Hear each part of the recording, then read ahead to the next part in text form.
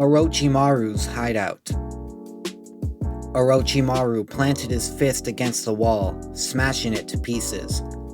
Kabuto watched with a hint of fear as Orochimaru seethed his teeth. First, he fell miserably to steal Itachi's body. Now, 5 of his top soldiers, one of which faced a deadly illness, and his right-hand man had failed to capture one boy.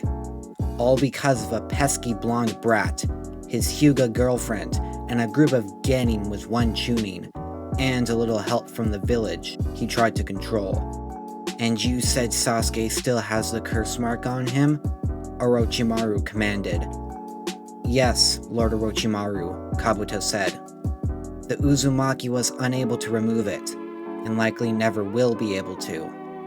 Although, it is likely he will find a way to help Sasuke harness it, and not let it take control of him." Orochimaru sighed, retracting his fist. No use worrying about this failure now. Sasuke would likely be under constant surveillance, making it impossible for him to be kidnapped again. "I suppose we will have to make do with the situation we have been given. Let Sasuke train in the leaf for a little while longer. Even if we were to capture him, he would not be prepared for me to take his body. I will take a new host for now, and take his after the time frame is up." The snake Sanin sat in his chair, slitted pupils closing, his mouth forming a sinister smile. "Kabuto, prepare my next vessel." "Yes, Lord Orochimaru," Kabuto said, giving a slight bow before exiting the room. As he walked towards the prison cells, he felt a wave of unease cover him. He had no belief that Sasuke, no matter how strong, could defeat his master. But just knowing that a certain blonde would be around to help the Uchiha made him uneasy. All he could do was spectate as the many prisoners under his watch duked it out, believing they could gain their freedom. They were merely pawns to be consumed by the king. As the body count rose, Kabuto's unease turned into silent glee as he watched the bloodshed unravel. Leaf Village Hospital.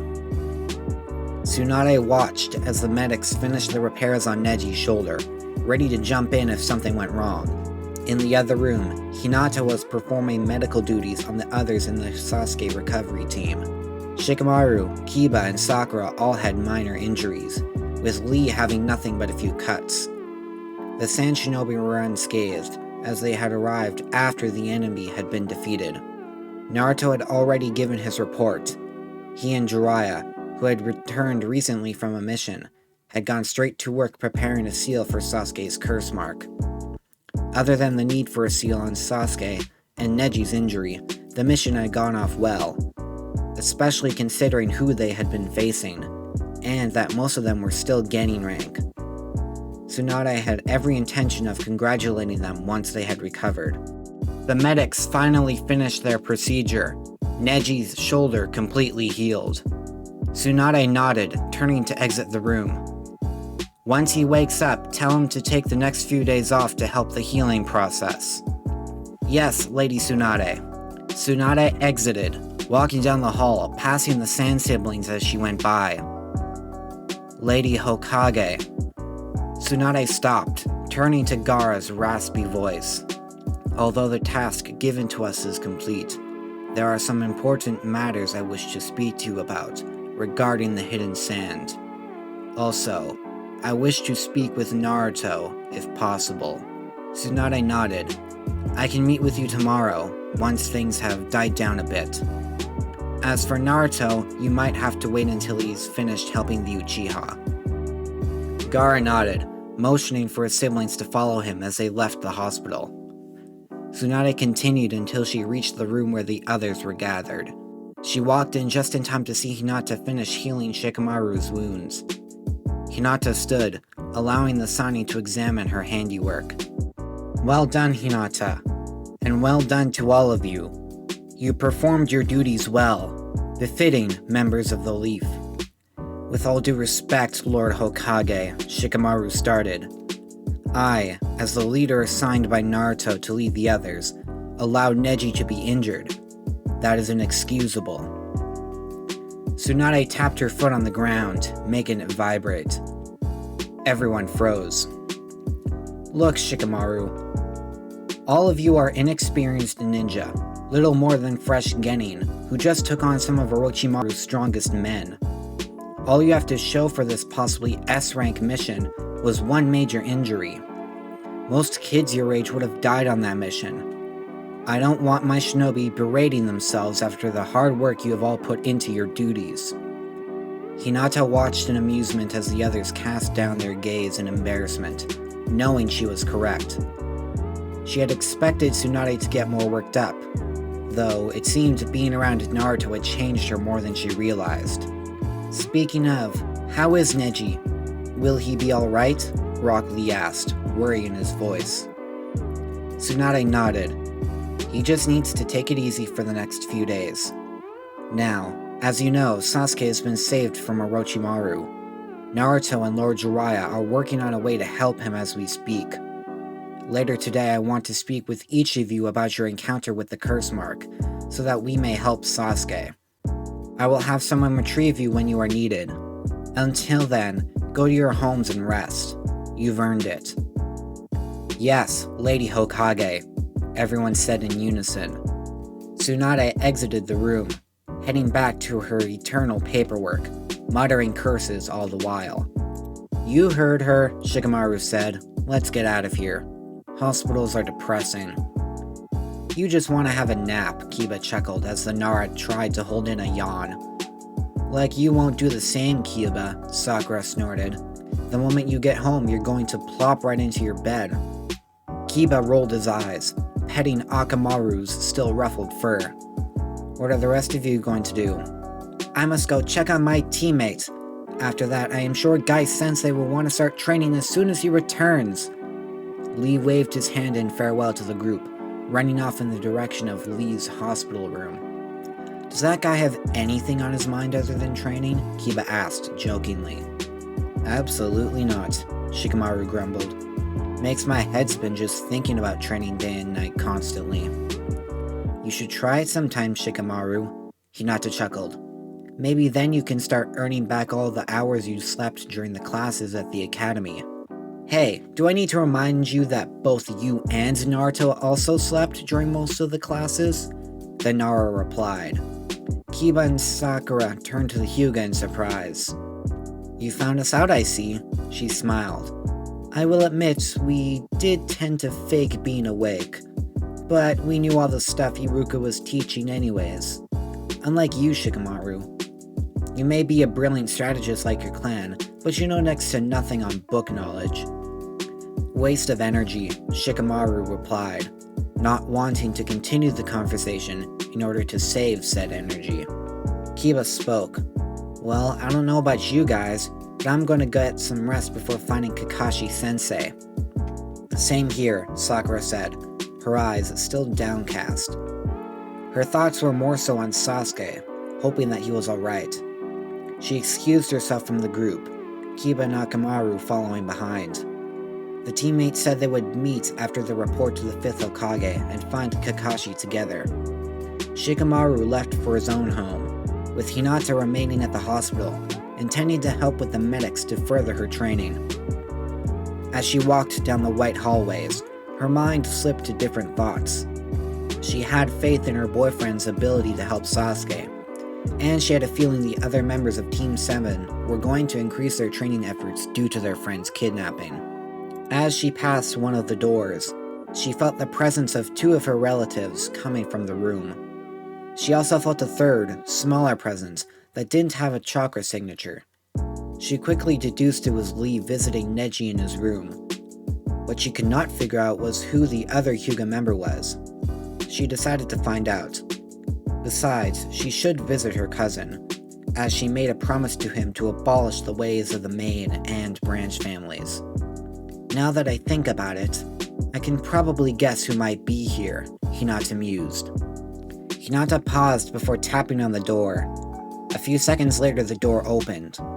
She looked up slightly to see the face of her father, Hiyashi Hyuga, leader of the Hyuga. His appearance had not changed in the slightest since the last time she saw him during her promotion.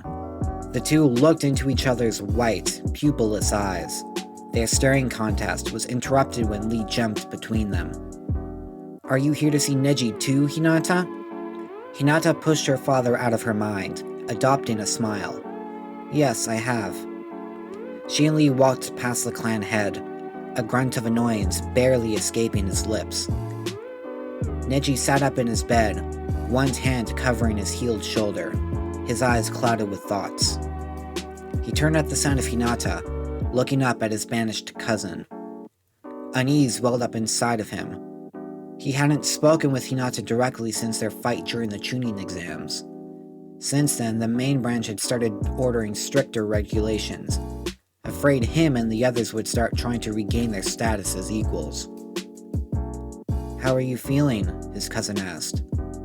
"Better. The nurse said I should be back to shinobi duties by tomorrow, if all goes well." Hinata smiled warmly. "Glad to hear it." "Hinata," Neji began, "would you be open to the idea of perhaps training together once I have recovered?" Hinata paused, oddly surprised by the question. Even so, she wanted to help her cousin. She was about to give her answer when her father interrupted her. "That will not be necessary." Everyone turned to the adult Hyuga, Hiyashi. "Neji, because of your recent achievements, I have decided to begin training you personally, alongside Lady Hanabi, of course. You are a capable fighter, who knows our clan's techniques well. I feel as though you deserve it." Neji looked at him with mild confusion. He looked to Hinata, who was also confused. "I thought the main branch of the Hyuga despised their relatives in the branch family. And why did you decide to spring this on him right now?" The three Hyuga turned to Lee, shocked at the words he had said. They had been thinking the same thing, but were surprised that Lee had such knowledge about clan affairs. "Silence, boy," Hiyashi commanded. "This is an internal affair. It does not require your chatter." "Don't speak to him like that." Hiyashi turned to Neji, whose eyes held anger within. "Don't disrespect my teammate. He is my friend, and he is right." Lee's eyes shone with happiness at the sound of his rival calling him friend. "I refuse your offer, Lord Hiyashi. I wish to continue training with my squad, as well as Hinata. I have a feeling that I will go stronger with them than I would with you." Hiyashi clenched his fist, repressing his emotions. This was not what he had planned. He had hoped that if he could somehow gain the trust of the young prodigy, who everyone in the branch family looked up to, he could continue to keep them in line. He hadn't expected Hinata showing up, Lee speaking out, and Neji's refusal. The elders would be furious if he came back to them empty-handed. He decided that this was the only course of action left. "If you train with me, I can tell you about your father's death, as well as how to remove the caged bird seal from your forehead." The room fell silent for what felt like an eternity. Hinata was the first to speak, pointing out the obvious. "If you knew how to remove the caged bird seal yourself, the main branch would have discovered it by now. Naruto is the only one who has access to that power, and he was the creator of the jutsu." "Agreed," Neji said, making Hiyashi clench his fists harder, making them turn white. "As for my father's death, I have moved past that, and I also know why he died." "How would you know? You were just a child when he died, and no one outside me and the main branch know about it." "I told him, as I had watched the conversation with my Byakugan," Hinata replied, igniting her father's anger even more. Neji continued. "After Naruto Uzumaki killed the Cloud Ambassador that tried to kidnap Hinata, the Hidden Cloud asked for compensation, denying the attempted kidnapping. They asked for your dead corpse. My father, being your twin, took your place, as he had the caged bird seal that would seal his eyes away. That way the Cloud could not steal the Byakugan. You originally protested, still caring about your brother, but he went through with it anyway. saying that his death was how he defied his fate of serving the main family. Yashi's cards were now spent. His options were all spent. He mentally cursed the two Hyuga youth. He turned to leave, not wanting his reputation worsened further. He reached for the door, but was stopped by a green blur, stepping in front of him. "My friends have more to say. I ask that you remain and listen." "Get out of my way, clanless boy," Hiyashi ordered, ready to use force if necessary. "I would not recommend that, Lord Hiyashi," Hinata said, motioning to his rising fist. "This is a hospital. No fighting allowed. Especially if the Hokage gets word of it. You know how protective she is of her hospital. Plus, you wouldn't stand a chance against Lee in this situation. He has no chakra and can only use taijutsu. What good would that do?" Hiyashi sneered, eyeing the green-clawed ninja. "He can open the 8 gates, can now use the Shadow Clone Jutsu, and has a vast array of taijutsu styles to use that are more than capable against the Gentle Fist," Neji pointed out. Hiyashi seethed. "Whatever you have to say, make it quick." Neji turned to his cousin, her eyes filled with resolve. He nodded and returned the gesture with a smile. He looked back to the man who had mistreated him and the Branch family and felt a strange sense of pain. He was his father's brother, but he was going to do this, no matter what. "Lord Hiyashi, one day, once I am stronger, I am going to challenge you for leadership of the Hyuga clan." Hiyashi's white eyes widened in disbelief. Challenge the clan ahead for their position? He knew that such a law existed for all clans within the Hidden Leaf, but had never read about it happening in the past. But that was not the worst part. The worst part was that a member of the Branch family was the one to challenge him, and a child no less. If he had expected this, his first thought would have been that Hinata would challenge him.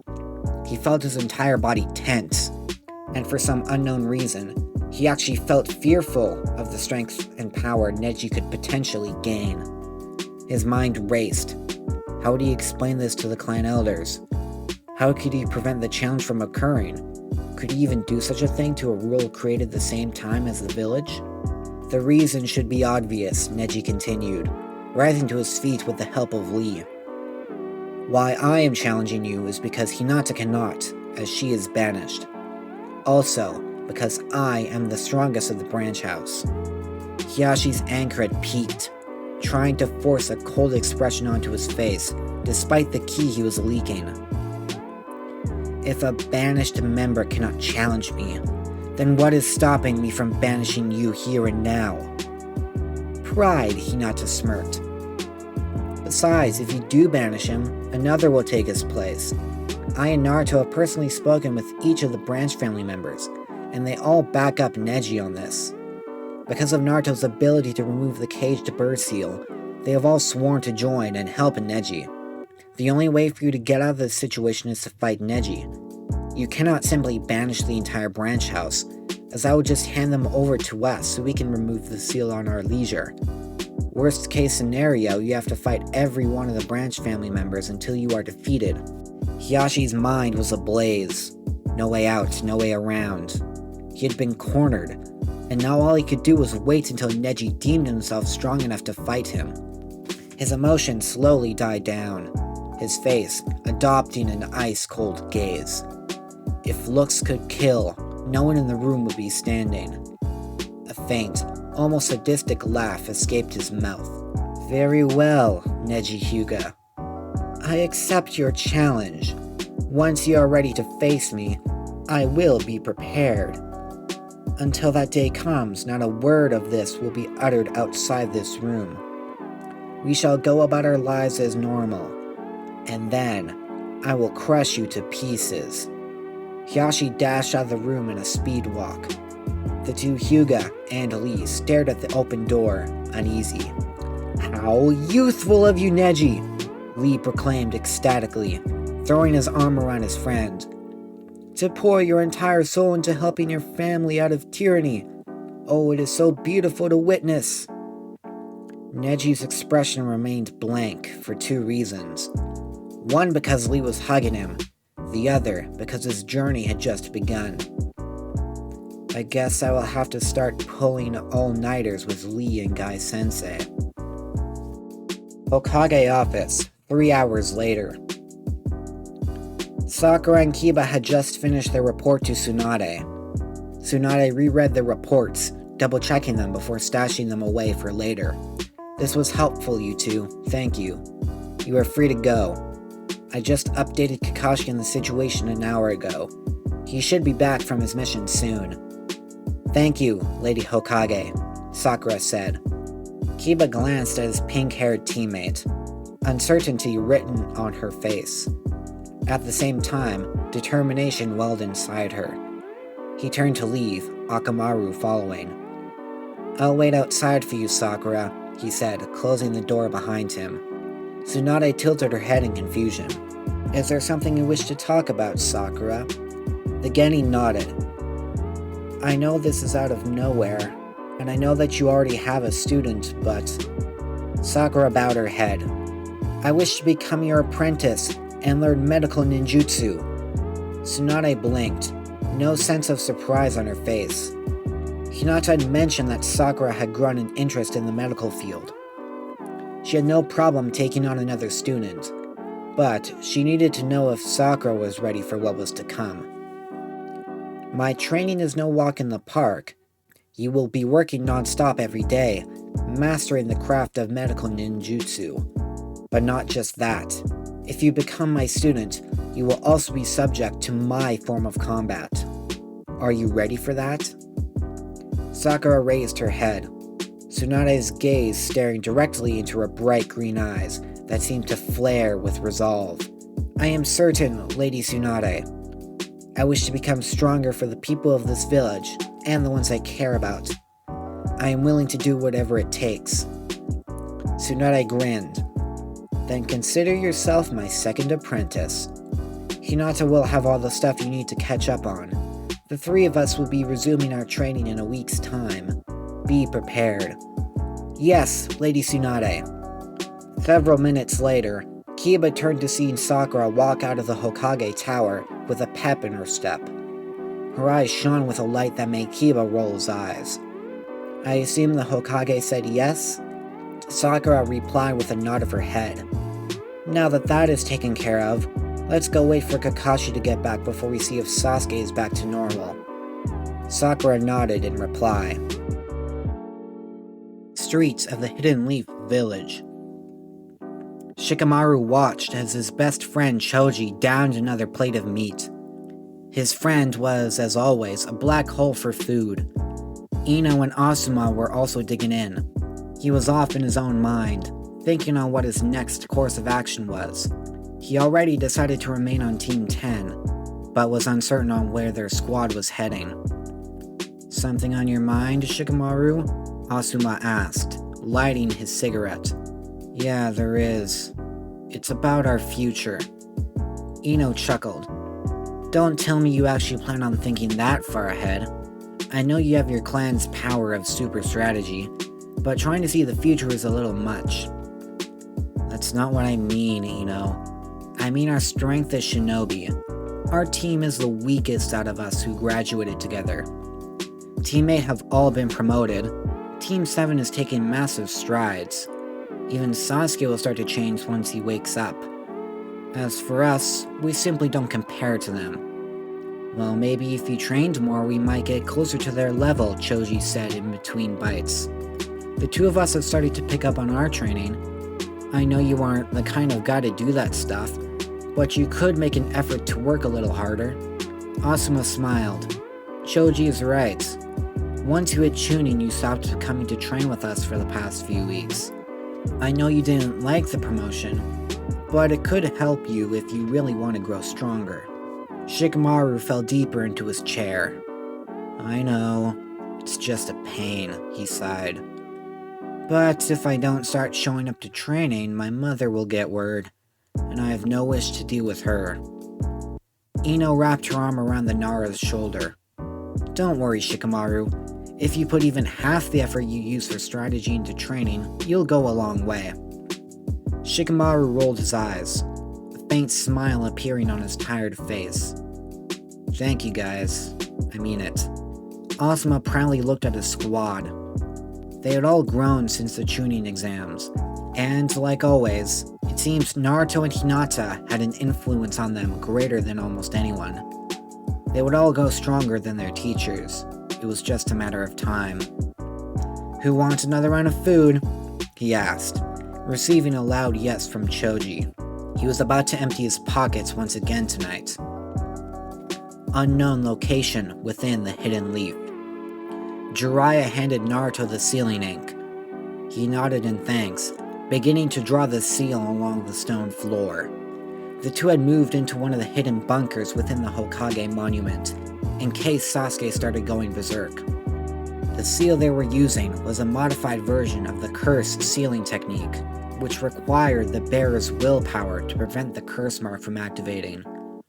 But since the curse mark was too powerful, this version was made to align with Sasuke's chakra reserves. The larger his reserve grew, the more of the curse mark he could control.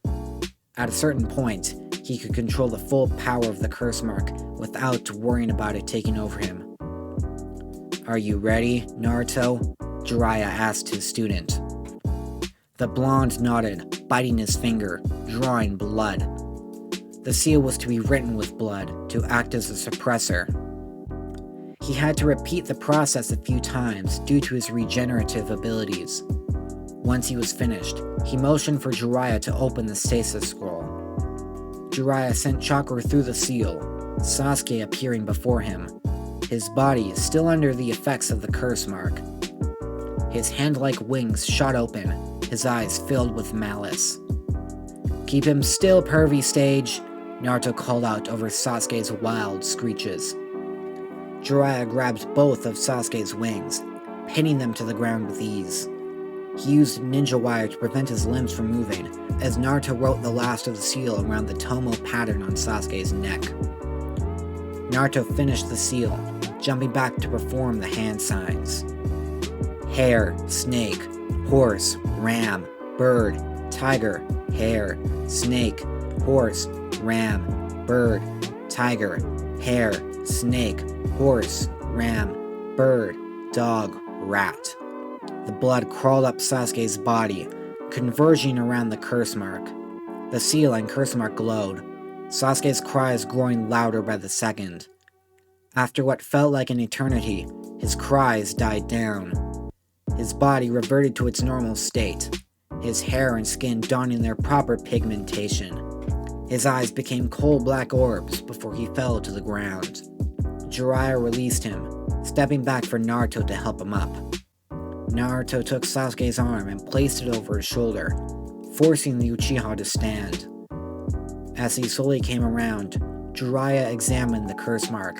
The Tomo pattern had grown considerably smaller, the new seal markings around it. From the looks of things, it worked. The only way to know for certain is for him to try using it once he has recovered, Jiraiya commented. Naruto confirmed his teacher's statement, looking at the markings himself. He, with Jiraiya beside him, walked towards the exit of the bunker. As they did, Sasuke started coming about. His legs started moving as they walked, his still clouded eyes fluttering open. Naruto? Is that you? He questioned with a hoarse voice. Who else would it be? Naruto responded. You should have no problem controlling the curse mark now. We can test that out once you have recovered. You should rest for a day or two. Sasuke let a weak smile onto his face. Thank you. Don't mention it. Besides, if I didn't save you, I would get an earful from the old lady, he said, making Jiraiya giggle. The trio walked out of the bunker into the bright sunlight. They stood on a balcony that allowed them to look out on the village. Sasuke looked down at his home, wondering if his friends were all right. He chuckled to himself. He never called them friends before, but that was what they were. He suddenly felt his body being thrown into a different world than his own before being thrown back, reappearing in his home. What was that, Naruto?